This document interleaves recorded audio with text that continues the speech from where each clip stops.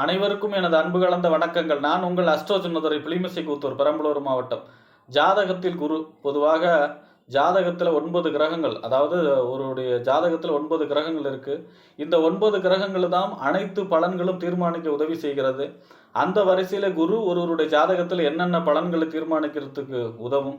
அதே போல் ஒருவருடைய ஜாதகத்தில் குரு ஏன் முக்கியம், குரு என்னென்ன பங்கு வகிக்கிறது, குருவை வலுப்படுத்துவதற்கான வழிபாடுகள் என்ன, பரிகாரங்கள் என்ன, குரு வலுவிழந்தால் ஏற்படக்கூடிய தீய பலன்கள் என்ன, குரு வலுவடைந்தால் ஏற்படக்கூடிய நற்பலன்கள் என்ன என்பதை பற்றி இந்த காணொளியிலே பார்ப்போம். இது போன்ற தொடர்ந்து ஜோதிட தகவல்களை பெறவும், தமிழ் மாத ராசி பலன்களை தெரிந்து கொள்ளவும் நமது சேனல் அஸ்ட்ரோ சின்னதுரையை சப்ஸ்கிரைப் செய்து கொள்ளுங்கள், லைக் பண்ணுங்க, நண்பர்களுக்கு ஷேர் பண்ணுங்க.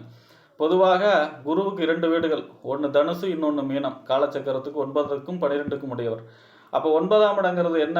காலச்சக்கரத்துக்கு குரு, பக்தி, தெய்வம், தந்தை ஸ்தானம் இல்லையா, பாக்கியஸ்தானம், அதிர்ஷ்டஸ்தானம். அப்போ 9ஆம் இடம் அப்படிங்கிறதுக்கு அதிபதி ஆகிறதுனால என்ன அப்படின்னா, குரு, பக்தி, தெய்வம். ஒருவருக்கு அமையக்கூடிய குரு அவருடைய பக்தி நிலை எப்படி இருக்கும், அவருக்கு தெய்வ அருள் எப்படி இருக்கிறது, அவருடைய முன்ஜென்ம கர்ம வினைகள்லாம், அதாவது பார்த்தீங்கன்னா அவருக்கு நல்ல கர்மங்கள் நிறையா இருக்கா இல்லையா, இது எல்லாமே குரு தான். 12ஆம் இடங்கிறது என்ன? முக்தி. 9ஆம் இடம் பக்தி, 12ஆம் இடம் முக்தி. அப்போ ஒருவர் பக்தியால் முக்தி அடைவாரா, அடைய மாட்டாரா? பக்தியால் தான் முக்தி அடைய முடியும். அந்த பக்திக்கும் முக்திக்கும் ஆதாரமாக இருக்கக்கூடியவர் குரு. பொதுவாக ஜாதகத்தில் பார்த்தீங்கன்னா 12ஆம் இடத்துல குரு, கேது, சூரியன் இந்த மாதிரி கிரகங்கள் இருந்தால் அவருக்கு மறுபிறவி இல்லைன்னு சொல்லுவாங்க. அப்போ குரு அப்படிங்கிறவர் பக்தியை செலுத்தி முக்தியை அடைய வைக்கக்கூடிய கிரகம். நீதி, நேர்மை, ஒழுக்கம், கட்டுப்பாடு, இது எல்லாத்துக்கும் அதிக டிசிப்ளின், எல்லாத்துக்கும் காரகத்துவம் வந்துட்டு குரு தான்.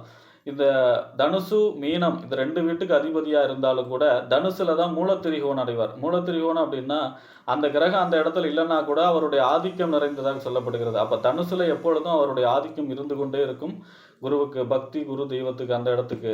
கடகத்தில் உச்சமடைகிறார், அதாவது சந்திரனுடைய வீடு, 4ஆம் இடம் வீடு, வண்டி, வாகனம் இந்த மாதிரி. அப்போ அதனால தான் பார்த்தீங்கன்னா குரு தசையில் வெளிநாட்டு யோகம், வீடு, வண்டி, வாகனம், மனை இந்த மாதிரியான யோக பலன்கள் நடைபெறும். 4ஆம் இடத்துல உச்சமடைகிறார். அதே போல் பார்த்தீங்கன்னா குரு மகரத்தில் நீச்சம் அடைகிறார், சனியோட வீட்டில். அங்கே செவ்வாய் உச்சம், அங்கே குரு நீச்சம் அடைகிறார்.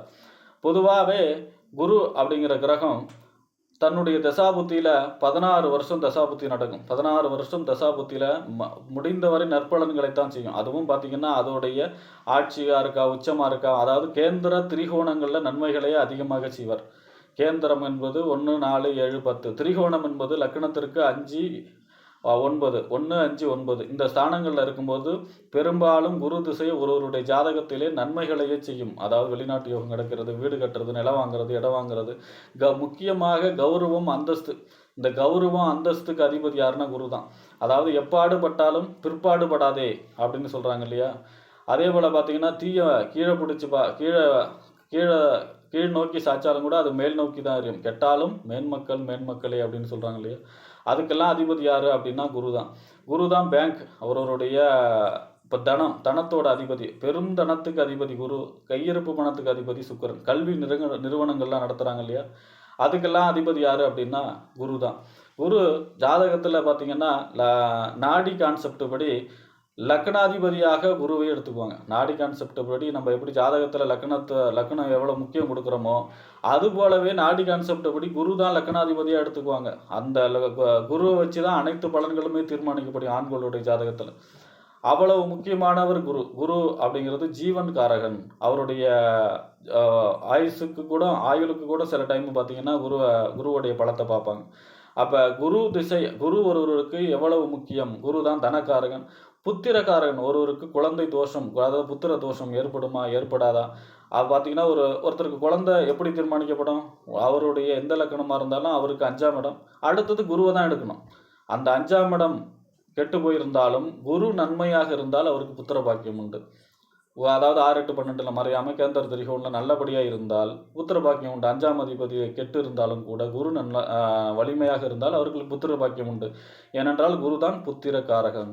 ஒருவருடைய அதாவது இந்த சமூகத்தில் நல்ல பேர் ஏற்படணும் அப்படின்னா அதுக்கு காரகத்துவம் குரு தான். குரு மறைஞ்சி நீச்சமாகி பாவர்களோடு சேரும்பொழுது பார்த்திங்கன்னா அவர்களுக்கு நல்ல பெயர் ஏற்படுவது கஷ்டமாக இருக்கும். அதே போல் பார்த்திங்கன்னா எந்த கிரகத்தை சேர்ந்தாலும் அந்த கிரகத்தை சுபப்படுத்தும். அதாவது சனி ராகு கேது இந்த பாப கிரகங்களில் சேர்ந்தா கூட அந்த கிரகத்தை சுபப்படுத்தும். அந்த கிரகத்துடைய பாப பலன்கள் குறைவுபடும். ஏன்னா குரு வந்து முழு சுபர். அதாவது தான் நின்ற வீட்டை கெடுப்பார் அப்படின்னு சொல்லுவாங்க. அதாவது நின்ற இடம் பார்க்குற இடம் குரு பார்க்க கோடி தோஷ நிவர்த்தி அப்படின்னு சொல்கிறோம் இல்லையா. 5, 7, 9வது பார்வையாக பார்ப்பார். அதில் 7வது பார்வை முழு பார்வை. குரு ஒரு ராசியவோ ஒரு கிரகத்தையோ பார்க்கும் பொழுது அந்த இடம் சுபத்துவம் அடைகிறது. அந்த இடம் தீமை செய்யாமல் நன்மையை அதிக அளவு செய்கிறது. அப்படிங்கிறது தான் குருவுடைய உண்மையான பலன். அப்போ குரு ஒருவருடைய ஜாதகத்தில், அதுவும் குறிப்பாக ஆண் ஜாதகத்தில் ரொம்ப ரொம்ப பலமாக இருக்கணும். அப்போ தான் அவர் நல்ல வளமான வாழ்க்கையை வாழ முடியும். பொன் பொருள் கௌரவம் அந்தஸ்தோடு வாழ முடியும். குரு அரசு உத்தியோகத்துக்கு அதிபதி. ஒருவருக்கு அரசு உத்தியோகம் கிடைக்குமா கிடைக்காதா அப்படின்னு சொல்கிறதுக்கும் அந்த குருவை வச்சு தான் நம்ம பலன் சொல்லணும். குரு அதாவது மேஷம், சிம்மம், தனுசு இந்த மாதிரியான வீடுகளில் இருக்கும்போது கண்டிப்பாக அவருடைய தசாபுத்தி நடைபெறும் பொழுது அரசு உத்தியோகம் கிடைக்கக்கூடிய அமைப்பு இருக்கிறது. 10ஆம் இடத்தோடு 6ஆம் இடத்தோடு சம்பந்தப்படும் பொழுதும் அரசு உத்தியோகம் கிடைப்பதற்கு வாய்ப்பு இருக்கிறது. அதே போல் பார்த்திங்கன்னா குரு கோச்சாரத்தில் குரு ரொம்ப ரொம்ப முக்கியமாக சொல்லப்படுகிறது. எல்லா சனி குரு இந்த 2 கிரகமும் கோச்சாரத்தில் முக்கியமாக சொல்லப்படுகிறது. குருவுடைய கோச்சாரத்தை வலிமையாக சொல்லக்கூடியவர் புலிப்பாணி. அதாவது குரு ஒரு ராசிக்கு 2, 5, 7, 9, 11 இருந்தால் மட்டும்தான் அது குரு பார்வையாகவோ அல்லது ராஜ பார்வை, வியாழ நோக்கம், சுபகாரியங்களை நடத்தி வைப்பவர் குரு. அதனால தான் ராசிக்கு இந்த ஸ்தானங்களில் குரு 2, 5, 7, 9 வந்தால் தான் அந்த நேரத்தில் தொடங்கக்கூடிய சுபகாரியங்கள் அனைத்தும் சிறப்பாகவும் நடைபெறும். அது கடைசி வரை வெற்றிகரமாகவும் இருக்கும் என்று சொல்லப்படுகிறது. அப்போ குரு தான் சுபகாரியத்தை தடையில்லாமல் நடத்தி வைப்பவர். குரு வந்து ராசிக்கு 3ஆம் இடத்துலையோ ராசியிலையோ, அதே போல் பார்த்திங்கன்னா 4ஆம் இடத்துலையோ 6ஆம் இடத்துலையோ 8ஆம் இடத்துலையோ 10ஆம் இடத்துலையோ 12ஆம் இடத்துலையோ இருக்கும் பொழுது சுபகாரிய தடை தாமதம் இழுபறி சுபகாரிய தடை கொடுத்துக்கிட்டே இருக்கும். அதே போல் சுய ஜாதகத்தில் ஒருவருடைய சுய ஜாதகத்திலையும் குரு வந்து பலகீனப்பட்டு 6, 8, 12 மறைஞ்சி நீச்சமாயே இருக்கும் பொழுது அவர்களுக்கு தொடர்ந்து சுபகாரிய தடை கொடுத்துக்கிட்டே இருக்கும். அவருக்கு வந்து எவ்வளோதான் கஷ்டப்பட்டு இருந்தாலும் அவருக்கு பேர் அந்த நல்ல பெயர் ஏற்படுவது அந்த பெயர் புகழ் வந்து ஏற்படாது. அதுக்காக போராடக்கூடிய நிலைமை இருக்கும். தனம் பொருளாதாரத்தை சேமிக்க முடியாத அளவு கொடுத்துக்கிட்டே இருக்கும். குரு வலிமையாக இருந்தால் ஒருவருக்கு பொருளாதார சேமிப்பு மிகச்சிறப்பாக இருக்கும். அதுவே குரு பலகீனப்படும் பொழுது எவ்வளவுதான் பணம் வந்தாலும் அதை சேமிக்க முடியாத அளவு பணம் விரயமாகிட்டே இருக்கும். குரு தான் தனக்காரகன்.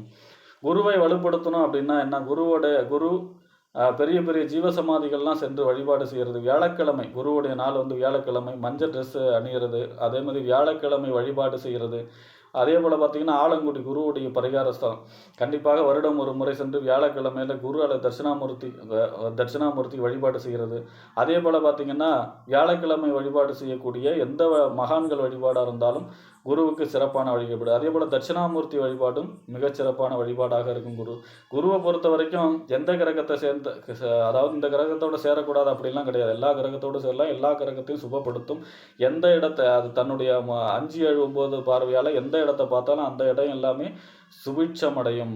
அதாவது நமக்கு இப்போ திடீர்னு கண்ட திசை நடக்குது 6, 8, 12 அதுமாரி ஏதாவது திசை சனி ராகு திசை நமக்கு கண்ட திசை பாதக திசை நடக்குதுன்னா கூட குரு பார்த்தா அந்த பாதகமோ கண்டகமோ விலகி நற்பலன்களை ஏற்படுத்தும். ஒருவருடைய ஜாதகத்தில் பார்த்தீங்கன்னா லக்னத்துக்கு அவயோக திசை நடக்குதுன்னா கூட ராசிக்கு குரு 2, 5, 7, 9 இருக்கும் பொழுது அந்த அவயோக திசையோட கெடுபலனை குறைக்கும் அளவிற்கு குருவுடைய சுபத்துவம் மிக அற்புதமாக இருக்குது. நவ கிரகங்கள்லேயே 100% சுப கிரகம் அப்படின்னா அது குரு தான். அதுவே பார்த்தீங்கன்னா 100% அசுப கிரகம்னா அது சனி. அப்போ 100% சுப கிரகம் அப்படின்னா அது குருவை மட்டும்தான் சொல்ல முடியும். குரு பார்க்க கோடி தோஷ நிவர்த்தி. குரு தான் தெய்வம். தெய்வத்துடைய அருள் அப்படிங்கிறது தான் குருவை சொல்லக்கூடியது. அதனால தான் காலச்சக்கரத்துக்கு 9க்கும் 12க்கும் அதிபதியாக பக்திக்கும் முக்திக்கும் அடைகிறார்.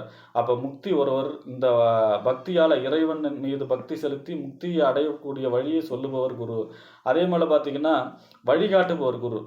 பெரிய பெரிய மடாதிபதிகள் ஆன்மீகவாதிகள் பெரிய குருமார்கள்லாம் இருக்காங்க இல்லையா, அவங்க எல்லாமே குருவோடைய அம்சம்தான். அதே போல் பார்த்திங்கன்னா இந்த குரு வந்து தங்கம் கோல்டு அந்த துருப்பிடிக்காத உலோகம்னு சொல்கிறோம் இல்லையா, அது கோல்டு தான். உலகத்துடைய எந்த ஒரு நாட்டுடைய பொருளாதாரத்தையும் தீர்மானிக்கிறது அவர்களுடைய கையிருப்பு தங்கத்தை வச்சு தான் தீர்மானிக்கப்படுகிறது இல்லையா. அவர்கள்ட்ட எவ்வளோ தங்கம் இருக்கோ அதை அனுசரித்து தான் அவர்களுடைய பொருளாதாரமே தீர்மானிக்கப்படுகிறது. அந்த தங்கத்திற்கு அதிபதி யார் அப்படின்னா குரு தான். அப்போ இப்படிப்பட்ட மன்னவன் பொன்னவன், அதாவது பொன்னிறத்துக்கு அதிபதி, மஞ்சள் நிறத்துக்கு அதிபதியாகிய குரு ஒருவருடைய ஜாதகத்திலே வலுவடைவது மிகவும் முக்கியம். அப்போ அவன் ஜாதகத்திலே குரு வலு இழக்கும் பொழுது நம்ம அவருடைய ராசிகளை அணிவதோ அல்லது மஞ்சள் கலர் அதிகமாக பயன்படுத்துகிறதோ, அவருடைய நவகிரக கோயில் சென்று வழிபாடு செய்வதோ, வியாழக்கிழமை சிவன் கோயிலில் குரு அல்லது தட்சிணாமூர்த்தி வழிபாடோ, பெரிய பெரிய மகான்களுடைய ஜீவசமாதி சென்று வழிபாடு செய்வதோ, மற்றவர்களுக்கு வழிகாட்டுவதோ, மற்றவர்களுக்கு பார்த்திங்கன்னா வழிகாட்டுறது குரு. எப்போவுமே குரு வந்து வழிகாட்டி தன்னை உருக்கி மற்றவங்களுக்கு வழிகாட்டுவார். அதாவது ஒரு மெழுகுவர்த்தி எப்படி தன்னை உருக்கிட்டு மற்றவங்களுக்கு வெளிச்சம் கொடுக்குதோ அந்த மாதிரியானவர் குரு. அதாவது குருவோடைய அருள் இல்லை. புதன் வந்து நம்ம அறிவு கிரகமாக சொல்கிறோம். ஆனால் புதன் வந்து நல்ல கிரகங்களோட சுப கிரகங்களோட சேர்ந்தால் நல்ல அறிவாக செயல்படும், பாப கிரகங்களோட சேர்ந்தால் கெட்ட அறிவாக செயல்படும். ஆனால் குரு அப்படி கிடையாது. அந்த ஞானம், பக்குவம், ஞானம் இருக்கு இல்லையா, அது நல்லதா கெட்டதா அப்படின்னு யோசித்து செய்யக்கூடிய அறிவு தான் குரு. புதன் வந்து எல்லா பக்கமும் செயல்படும். ஆனால் குரு வந்து ஒரே பக்கம் தான் செயல்படும். அது நல்ல அறிவாக தான் செயல்படும். குருவுடைய அருள் இல்லை அப்படிங்கும்போது குருட்டு பூனை விட்டத்தில் பாஞ்சதுன்னு சொல்லுவாங்க இல்லையா. இந்த குருட்டு பூனை எந்த விட்டதை எங்கே பாஞ்சாலும் தான் பிடிக்கிறத விட்டோம்னு நினச்சிக்குமா. அதான் குருட்டு பூனை விட்டத்தில் செஞ்சதுங்கன்னு சொல்லுவாங்க. அந்த மாதிரி அந்த ஒளி, ஞான பாதையை, அதாவது இங்கே போனால் இது தப்பு நல்லது, அறிவின் முதிர்ச்சியே ஞானம் இல்லையா. அறிவை விட ஞானம் வந்து உயர்ந்தது, அறிவின் முதிர்ச்சியே ஞானம். அப்போ அந்த தீர்க்க தரிசனம்னு சொல்கிறோம் இல்லையா, அந்த தீர்க்க தரிசனம் மூலமாக நமக்கு வழிகாட்டுவோர் யார் அப்படின்னா குரு தான். அப்போ குருவுடைய அருள் ஒவ்வொருவருக்கும் மிகவும் முக்கியமானது. குருவுடைய வழிபாடு செய்து குருவுடைய அருள் இருந்தால்தான் நாம் வந்து அவேர்னஸாக இருக்க முடியும். நமக்கு வந்து அந்த சகுனங்கள்லாம் மூலமாக நமக்கு அவேர்னஸ் கொடுக்குறாங்க இல்லையா, அதெல்லாம் குருவுடைய அருள் தான், தெய்வத்துடைய அருள் தான். அப்போ அப்படிப்பட்ட குருவை நம்ம வழிபட்டு வாழ்விலே வளமாக வாழ்ந்து குருவுடைய வழிபட்டு எப்போவுமே நமக்கு எந்த லக்கணமாக இருந்தால் கூட குருவை வழிபாடு செய்வது மிக மிக அற்புதம். குருவருள் திருவுருளாக இருந்து செயல்படும் என்று கூறி விடைபெறுகிறேன். நன்றி, வணக்கம்.